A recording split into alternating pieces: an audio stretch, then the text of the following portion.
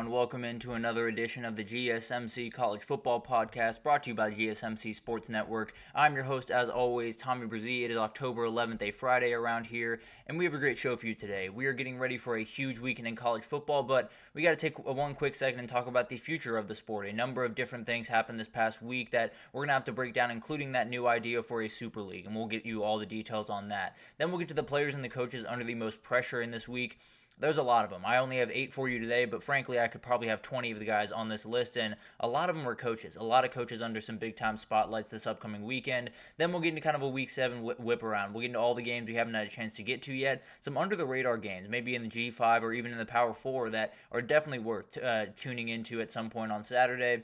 Then we'll get to my best bets of the weekend. I had a pretty good week last week, so hoping we can keep that momentum rolling. Have some bets that I feel pretty good about going into a week that don't feel good about a lot, to be totally honest with you. But then we'll tie up the loose ends for this entire weekend. We'll get into the Colby Young incident. I'll speak on that briefly. And then we'll get into a ton of injury reports around the country with all these big games. Want to know who's going to be on the field and who's not. But before we jump in, I want to talk to you guys about the Super Chat, possibly using that to get your question, comment on the screen. We get a ton of questions and comments throughout the show, so best way for you all to get your name to the top of the list, get your name on the screen, get your comment on the screen, we can have a fun back and forth here, is to use that Super Chat feature. Go to the bottom of the Sports Network chat, click on that $, add any question, comment you'd like, and we can have fun back and forth. Definitely want this to be interactive, especially as we gear up for a huge weekend this upcoming weekend. But let's jump into here, because the future of the sport just took a lot of different things kind of coming at it over the last couple of weeks, and frankly, the last week has really been off the charts insane. A lot of this kind of just came together at the perfect moment, but let's get into this really quickly. And first, let's talk about National Signing Day. It sounds like National Signing Day will effectively be done away with, and it's not necessarily that the entire day will not exist anymore and we won't be able to see these kids sign that letter of paper, but at the end of the day, it will be a different letter of paper. Going forward, it will likely be something where you sign an NIL deal, you sign a revenue sharing deal, you sign something that has a dollar figure attached to it. So you're going to no longer see those NLIs, or very confusing acronym with NIL, NLI, but National Letter of Intents will no longer be a thing, and frankly, they didn't really mean too much when they were a thing, if I'm being totally honest. They were very, very cool to see all those kids sign their letter of intent and go to the school they want to go to, but the reality was, if they wanted to get out of it, they could get out of it. So maybe it is one of those things that if they sign the piece of paper and they see a little dollar figure on that piece of paper, they think about it just a little bit more, aren't as quick to get out of that NLI that some people are in the past couple of years. So definitely something to watch. It's one of those things that I don't know how much it really changes the recruiting world. I don't know how much it changes the way that people go about business. I do know that's going to be a little bit different. And I do know these conversations about revenue sharing, about NIL, about all of these different things will be baked into this conversation, and we'll have to figure out how that kind of works in the recruiting world, because you have to assume there's going to be some pitfalls, but overall, a relatively benign change, at least as far as I'm concerned, and definitely one of those that we'll see what the effects are really in the next couple of years.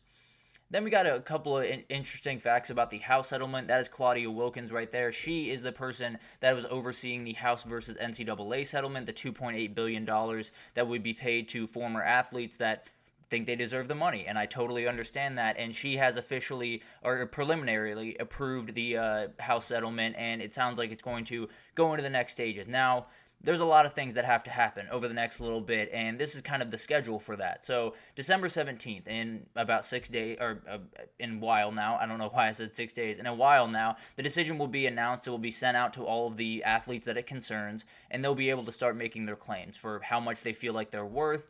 Those numbers will be all over the place. It will be very, very interesting to see how those are litigated back and forth. And then on January 31st, the claim periods end, so you have the ability to ask for what you're going to ask for, and then at that point, the road ends, the window ends for you to ask for that, and then the NCAA can start separating this money. They can start figuring out where the $2.8 billion is going to go, how much is going to go to individual athletes, how much goes to schools.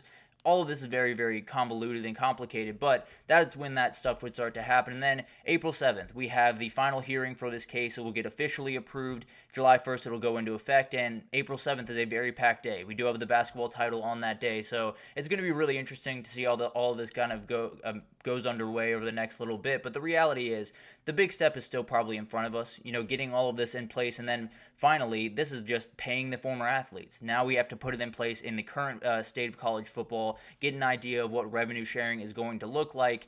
And that's when the real stuff happens. That's when the real tough part of what this is going to be comes into play. So we'll obviously see this kind of develop over the next little bit, but as of right now, it's definitely going to be a relatively long road ahead, but obviously that first step is huge for this. But moving back to kind of all the things happening around the sport going forward, one of the bigger ones is Project Rudy, and it's something that has been proposed by a number of former Disney executives, former ESPN executives, people that are in media, people that are in sports in a general sense.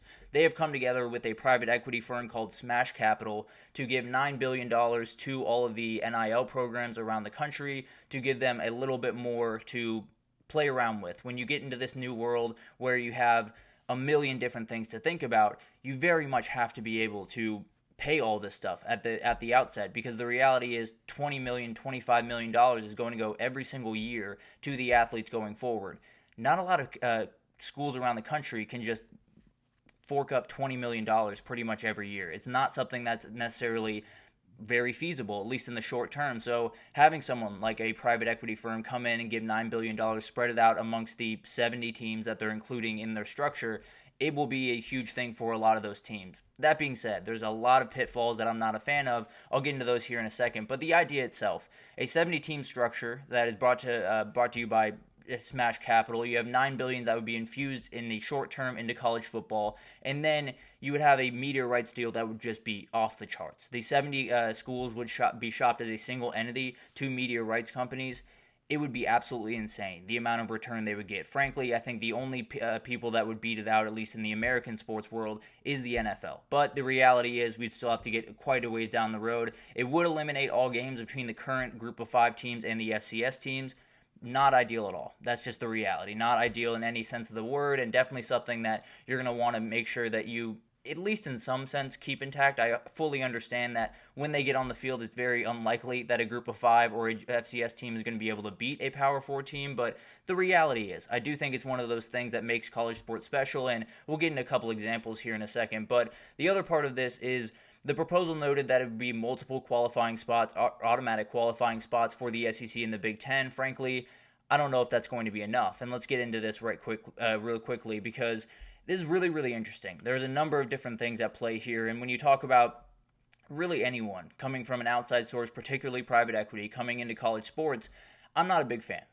I'll be totally honest, and I don't really have a good reason to be a fan, if I'm being totally honest, because the reality of all of these private equity firms is they're there to turn a profit, and that's more than fine. I fully understand that that's their business. That shouldn't be what college sports is about, and I understand that to a certain extent that is what it's about at this very moment, but the reality is you should be able to take a little bit of a less money to make sure that these kids get the opportunity that they should get. And frankly, if you're cutting 60 some odd teams out of this thing, you're not doing that. You're actively taking opportunities away from a number of kids in a decade's time, when all of these schools, all of these athletic departments look at their books and they say, if we get rid of football, we can keep all of the other sports running. So we're probably going to get rid of football. So that's the reality that you're staring down. It's not something that, if these 63 other teams, 64 other teams break off on their own and they do their own thing, there won't be more funding for them. It won't be more people to be able to get a lot of money. It would just be the media companies totally dry up, because why would you invest in something that's not the top product, not the 70-team Super League? Why would you even entertain the group of 5 in the FCS in that respect, at least to the extent that you are right now? And then at the end of the day, all of those schools, without the media money, they have no shot of staying afloat as an athletic department. There are so many departments across the country. The vast majority of athletic departments across the country lose money every single year. And frankly, if they put this into place, there is very few FCS teams that will be able to stay functioning. There's very few group of 5 teams that will be able to stay functioning. And then the Power 4 will be fine. That's the reality of this situation. But the other part of this is, when you get into these conversations, you have to have a lot of people come together, and a lot of people that, frankly, are a little bit egotistical. They very much want to have the power. They very much want to be the big man on campus. So you got to make sure they all come to the table. You got to make sure they're all on the same page. They all are pulling in the same direction, and that is a nightmare to pull off. But we did get some news over the past couple of days that it sounds like the SEC and the Big Ten are having real conversations about the future of the sport, about where this thing is going to go, and I very much dislike that for very obvious reasons. But the reality is, doesn't sound like they're very much on board for this. And frankly, if they don't have the SEC, if they don't have the Big Ten, this has no future. Period. End of story. If you don't have those two power brokers at your side, you're not going to be able to succeed. Now, it does sound like some media companies are very much into this idea. Of course they are. It's about making money, so at the end of the day, it wouldn't make sense to be into this idea. But the reality is, you don't have the Big Ten, you don't have Tony Petitti, you don't have Greg Sankey, you don't have the SEC, you are not going to be able to succeed in this sport. If you're trying to come in from the outside sources and don't have those two approvals, it's not going to go very far. And then on top of that, even if you do have those two approvals, you got to get everyone else. You got to get all the ACC, all the Big 12, a lot of the Group of Five, frankly, has to be able to at least agree to this in some terms. You have to go a little bit over their head, to be totally fair at the end of the day, but you also have to hear from them. At some point, you are going to have to hear from all of the university presidents, all of the athletic department ADs, all of the different people that are going to be affected by this, all of the players. You're going to hear from those people, and at some point, they're going to have to handle that, and frankly, I think it's going to be really hard to. Now, the reality is this is the best proposal that I've seen yet. This is the best proposal in terms of, catering to the big guys and, getting a lot of people in on the party. It's still a little bit short-sighted to the small guys, and the fact that it's called Project Rudy makes me furious to my core. But the reality is, it is one of those things that you have the ability to now kind of, I suppose, get off the mat and start really having conversations about this. And frankly, it sounds like we're getting closer and closer to this being somewhat of a reality. I don't know if it takes this shape. I don't know if there's 70 teams included. I don't know if it's just the SEC and the Big Ten breaking off. What that looks like is still very, very much up in the air. But the reality is, I think we're getting there at some point. I think we're getting to a reality where we have a Super League. We have the SEC and the Big Ten. We have whoever it is, however many teams that is, whatever entity that is, whatever form that takes. I do think we're getting to a part where the sport kind of breaks in two, or maybe breaks into multiple different pieces, and then you have to figure out where you stand. And frankly, I don't know how terrible that is. I don't know if that's going to totally bury the sport and totally take everything that's special away from it. I almost know for a fact that if we do that and a lot of these schools have to pay out of their pocket to keep football afloat, they just won't be able to do that. And that's the big time worry that I have. It's not necessarily about the health of the sport, because I've said this time and again.